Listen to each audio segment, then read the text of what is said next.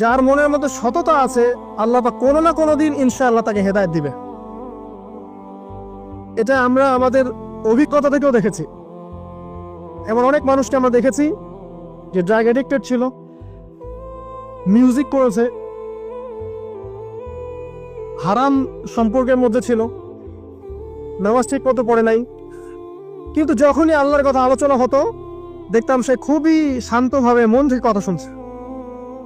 কথা শুনতে শুনতে শুনতে একদিন মাশাআল্লাহ এখন দেখবেন যে চিল্লা দিয়ে বেড়াচ্ছে বিভিন্ন মসজিদে। আল্লাহ হেদায়েত দিয়েছে, সব ছেড়ে দিয়েছে। এরকম মানুষের অভাব নাই কিন্তু সমাজে। তো এখানে আল্লাহ পাকের রহমত বা দয়ার একটা উজ্জ্বল দৃষ্টান্ত দেখতে পারবেন। ঠিক এরকম আরো একটা ঘটনা আছে বনু ইসরাইলের। এক ব্যক্তি এত পাপ করেছে যে শেষে মৃত্যুর সময় সে সন্তানদেরকে ডাকছে, ডেকে বলছে যে আমি যখন মারা যাব আমার লাশটাকে তোমরা কবর দিও না, যদি আল্লাহ পাক আমাকে ধরতে পারেন তাহলে খবর আছে আমার। কি করতে হবে? সে বলছে যে আমার দেহটাকে তোমরা পুড়িয়ে ফেলবে এবং পুড়িয়ে ফেলার পরে ছাইগুলোকে একত্রিত করবা, করে অর্ধেক ছাই সমুদ্রে ভাসিয়ে দিবা, অর্ধেক ছাই বাতাসে উড়িয়ে দিবা। সন্তানরা তাই করলো। মৃত্যুর পর আল্লাহ পাক এই সমুদ্র এবং জমিনকে বাতাসকে আদেশ করলেন যে তোমরা ছাই জড়ো করে দাও। আর মানুষ আর জিন আল্লাহর কথা না শুনলেও এই প্রকৃতি আল্লাহ পাকের কথা শোনে। বিজ্ঞান বলে প্রকৃতি থেকে সব হচ্ছে। কি প্রকৃতি? প্রকৃতি কি, কাকে বলে? মানুষকে আল্লাহর ইবাদতকে বাদ দিয়ে প্রকৃতি পূজায় নিয়ে গেছে।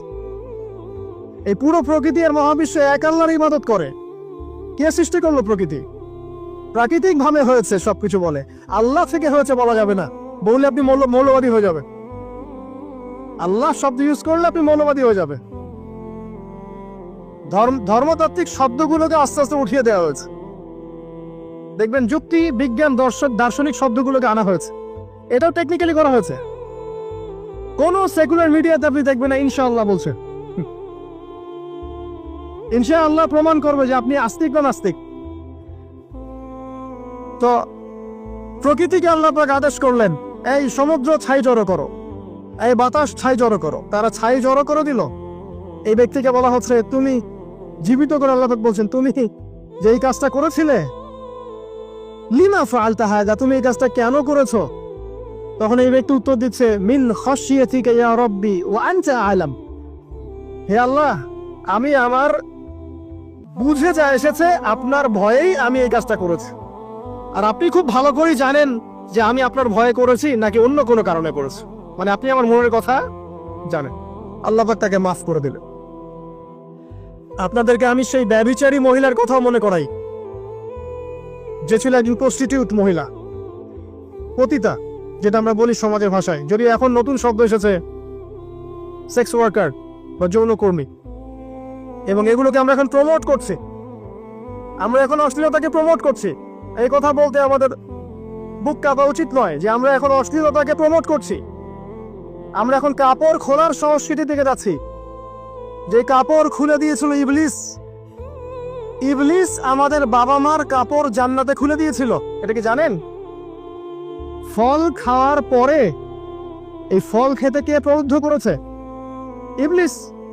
গাছের কাছে গিয়ে ফল ভক্ষণ করার পর সর্বপ্রথম আমাদের পিতামাতার গা থেকে কাপড় খুলে পড়ে গেছে। আমাদের পিতামাতাকে মহাবিশ্বে নগ্ন করে দিয়েছে ইবলিস, আর তার অনুসারীরা এই জমিনে আদম সন্তানদেরকে নগ্ন করছে এখন। অতএব এই যে একটা ট্রেন্ড এখন চলছে, দেখবেন হারাম রিলেশনশিপকে মিডিয়ার মধ্য দিয়ে প্রমোট করা হচ্ছে, মনে হয় একটা স্বাভাবিক বিষয়। কোনো বিষয় না এটা, যে কেউ জেনাই করতে পারে। জেনা পর্ন খুব নর্মাল। হালাল ভাবে যদি আপনি বিয়ে শাদী করতে চান তখন সমস্যা হচ্ছে। হালাল ভাবে যদি আপনি বিয়ে করতে চান তখন সমস্যা হচ্ছে।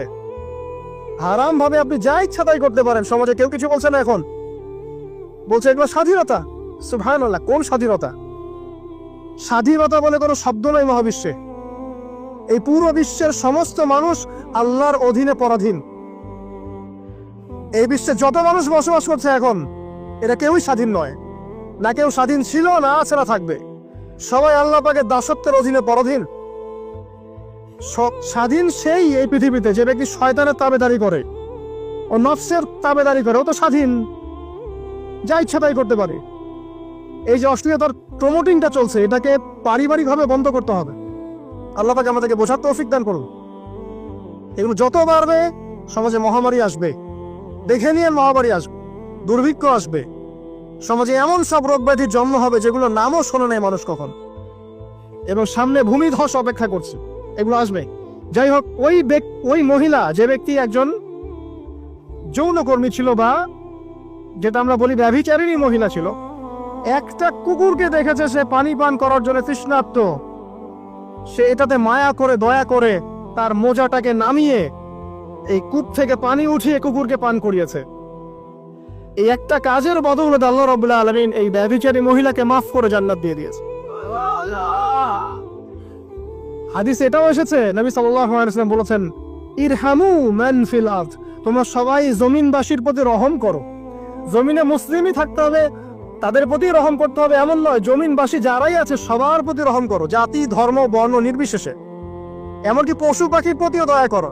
ইরহামু মান ফিল আরদ, জমিনে যারা আছে সবার প্রতি রহম করো। ইয়ারহামুকুম মান ফিস সামা, যিনি আসমানে আছেন তিনি তোমাদের প্রতি রহম করবে ইনশাআল্লাহ। ইসলাম এই কথাগুলো বলেছে 1400 বছর আগে। আজকের এই বিশ্বে, সোকল্ড এই মডার্ন বিশ্বে, যেখানে মানুষের রক্তের কোনো দাম নাই, সেখানে ইসলাম পশু পাখির অধিকার নিয়ে কথা বলেছে 1400 বছর আগে। কাদেরকে কি শিখাতে আসেন? কোরআন এবং সুন্নাহর বাইরে অভ্রান্ত সত্যের কোন উৎস আছে? এখানে যা আছে তাই চূড়ান্ত। মানতে চাইলে মানেন, না মানতে চাইলে জাহান্নামে যান, কেউ তো বাধ্য করছে না। লাকুম দীনুকুম ওয়ালিয়া দিন। আল্লাহ পাকের রহমত দেখেন। আরেকটা ঘটনা আছে এমন, একটা বিড়ালকে বেঁধে রেখেছিল এক মহিলা, খাবার দেয় নাই, কষ্ট দিয়েছে। একটা বিড়ালকে খাবার না দিয়ে কষ্ট দেওয়ার কারণে এই মহিলাকে আল্লাহ পাক জাহান্নামে পাঠিয়েছে। এরকম কত ঘটনা আছে, এই ঘটনাগুলো হাদিসের পাতায় বর্ণিত আছে। কোরআনে কি বলছে দেখুন। কোরআনের আমি কয়েকটা পয়েন্ট আপনাদেরকে খালি বলছি, এটা নিয়ে আমি সকালে ভাবছিলাম। আল্লাহ পাক আদম আলাইহিস সালামকে সৃষ্টি করেছেন আমরা সবাই জানি। আল্লাহ পাক সূরা সাদের মধ্যে বলছেন ইবলিসকে, হে ইবলিস, তোমাকে কিসে বারণ করলো আদমকে সেজদা করতে, যে আদমকে আমি নিজের হাত দিয়ে সৃষ্টি করেছি। আল্লাহ রাব্বুল আলামিন যে আমাদেরকে এত যত্ন করে ভালোবেসে সৃষ্টি করেছেন, এটা কি আল্লাহ পাকের দয়ার নিদর্শন নয়? মহাবিশ্বের অন্য কোন মাখলুক সৃষ্টির ব্যাপারে আল্লাহ পাক বলেন নাই খলাকতু বিয়াদাই, আমি নিজ হাতে তাকে সৃষ্টি করেছি।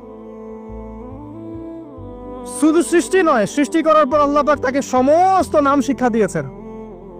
এই যে জ্ঞান শিক্ষা দেওয়া, জ্ঞান, এটা আল্লাহ পাকের সবচেয়ে বড় নিদর্শনগুলোর মধ্যে অন্যতম। এবং আল্লাহ পাকের সবচেয়ে বড় দয়া, আমার মত এটা, মানব জাতির উপরে আল্লাহ পাকের সবচেয়ে বড় দয়াটা হচ্ছে কি জানেন? আল্লাহ পাক আমাদেরকে জ্ঞান শিক্ষা দিয়েছেন, ওহী নাজিল করেছেন। এটা সব কিছুর ঊর্ধ্বে। কারণ আপনি তওবা করবেন, জ্ঞান লাগবে। নামাজ পড়বেন, জ্ঞান লাগবে। রোজা রাখবেন, জ্ঞান লাগবে। যাকাত দিবেন, ইলম লাগবে। আপনি দিনের যে কোনো আমল করেন, ইলম লাগবে। জান্নাত জাহান্নামের পথ খুঁজে পেতে হলে ইলম লাগবে। দেশ চালাবেন, ইলম লাগবে। অর্থনীতি চালাবেন,